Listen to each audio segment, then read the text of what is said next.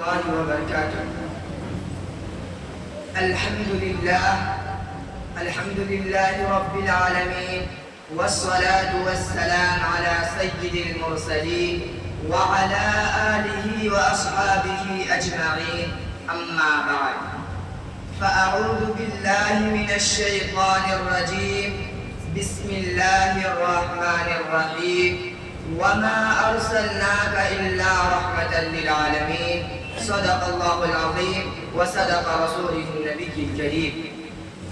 برادران ملت اور شہدائیان رسالت، اصل سے قدرت کا یہی دستور رہا ہے کہ جب صداقت و امانت کا درخت مرجھانے لگتا ہے، اخوت و محبت کے رنگین ورق بکھرنے لگتے ہیں، عدالت کا باغ ویران ہونے لگتا ہے، اور خدا کی کلمہ حق و صدق کا شجر طوبہ بے برگ و بار ہو جاتا ہے، تو اس وقت روح انسانیت چیختی ہے، اے خدا رحم فرما، کرم فرما۔ اس آہو پکار، چیخ و پکار سے رحمت خداوندی جوش میں آتی ہے، اور ارحم الراحمین کائنات انسانیت پر رحم و کرم کا انقلاب بپا کر دیتا ہے۔ عالم انسانیت کے فضائے روحانی کا ایک ایسا ہی عظیم انقلاب عرب کے وادی میں رونما ہوا، جس نے سارے جہاں کے ریگستانوں کو سرسبزی و شادابی کی بشارت سنائی۔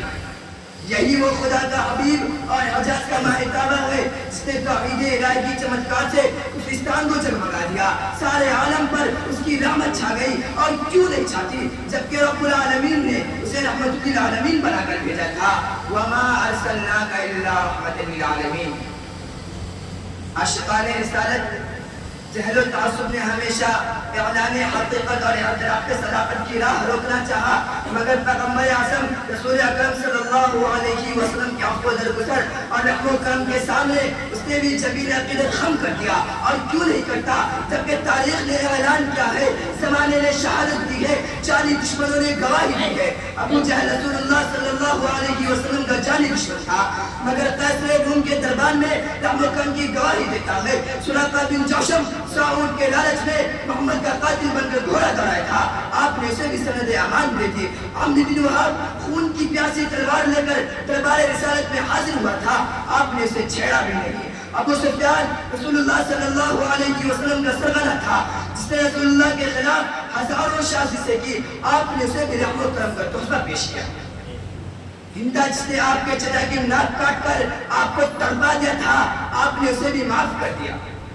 لوگوں، میں کہاں تک شمار کراؤں؟ جاؤ تاریخ کے نگاہوں اور آسمان کے تاروں سے پوچھو، عرب کے ریگستانوں سے پوچھو، عرب کے صحراؤں سے پوچھو، ساحل مکہ سے پوچھو، ام القریٰ کے دروں سے پوچھو، مستقان رسالت اور دشمنان اسلام سے بھی پوچھو، سب کے سب یہی کہیں گے کہ تاجدار مدینہ فاتح بن کر بھی اغیار پر رحم و کرم کیا ہے، حکمراں بن کر بھی دشمنوں سے عفو و درگزر کا معاملہ کیا ہے، گالیاں سن کر بھی دعاؤں کا گلدستہ پیش کیا ہے، زخم کھا کر بھی دعائیں ہدایت دی ہے۔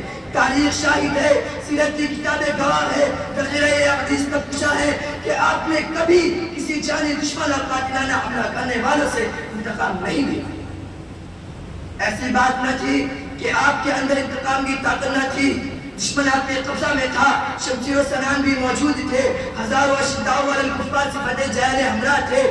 دنیا کا قانون بھی یہی تھا کہ آپ انتقام لے لے، شہنشاہ اور حکمرانوں کا دستور بھی یہی تھا کہ جان دشمن سے بدلہ لیا جائے۔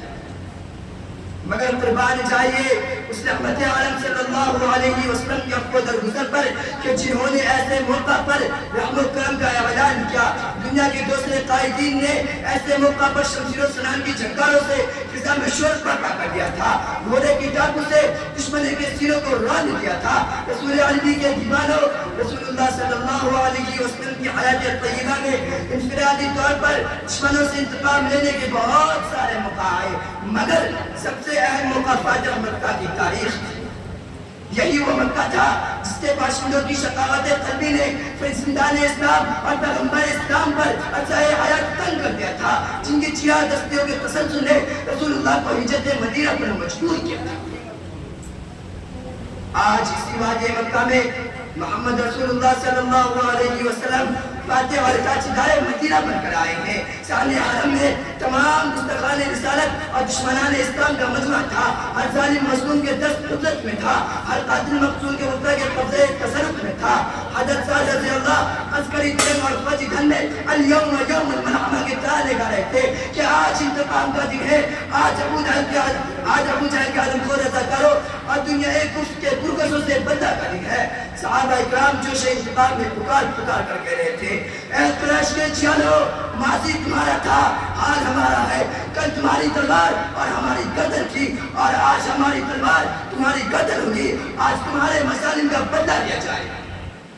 مگر قربان چاہیے اس رحمت عالم صلی اللہ علیہ وسلم کے عفو درگزر پر کہ انہوں نے اليوم یوم المرحمہ کے جواب میں فرمایا نہیں، آج تو رحم و کرم کا دن ہے، اليوم یوم المرحمہ، آج تو عفو درگزر کا دن ہے۔ ہم تو رحمت للعالمین بنا کر بھیجے گئے ہیں، ہم تو انسانیت کو آباد کرنے آئے ہیں۔ یہ جواب سن کر رسول اللہ صلی اللہ علیہ وسلم کے جانبداروں اور لشکر اسلام کے جھیلوں نے رسول اللہ صلی اللہ علیہ وسلم کو ان اعداء اسلام کے حالات، مظالم اور گالے کرتوتوں کو یاد دلایا۔ یا رسول اللہ، انہی درندوں نے بلال حبشی کے سینہ پر پتھر رکھ کر دبایا تھا۔ یا رسول اللہ، یہ وہی ہے جنہوں نے حضرت سمیہ رضی اللہ تعالیٰ عنہ کو شمدان طریقے سے شہید کیا تھا۔ یا رسول اللہ، یہ وہی گستاخوں کی جماعت ہے جس نے بحالت نماز آپ کے گردن میں غلط ڈالی تھی۔ یا رسول اللہ، یہ وہی ہے جنہوں نے آپ کو پاگل، دیوانہ، مجنون اور ساحر کہا تھا۔ یا رسول اللہ، یہ وہی گستاخوں کی جماعت ہے جس نے آپ کے قتل کا منصوبہ بنایا تھا اور آپ کے خون کے پیاسے تھے۔ یا رسول اللہ، یہ وہی ہے جنہوں نے مکہ کی گلیوں اور آپ کے گزرگاہوں میں کانٹے بچھائے تھے۔ دوستو، ایسے پرجوش سپاہوں کے سپہ سالار، آقا انعامدار، مدینہ کے تاجدار کو تو اور زیادہ بھڑکنا چاہیے اور کو آتش فشاں بن کر خرمن اعداء کو صبر کر دینا چاہیے اور بلتے بے اما بن کر وعدے دشمن کو تاراج کر دینا چاہیے۔ مگر لاکھوں جانے قربان ہو آپ کی رحمت للعالمین پر کہ انہوں نے دوسرے مسائل کے بارے میں پوچھا بھی نہیں۔ اے فلاں، تم نے میرے ساتھ ایسا کیا تھا؟ اے فلاں، تم نے میرے ساتھ یہ سلوک کیا تھا؟ اے فلاں، تم نے مجھ پر قاتلانہ حملہ کیوں کیا تھا؟ میں ان چند باتوں پر اپنی تقریر ختم کرتا ہوں۔ وما علیہ الا البلاغ۔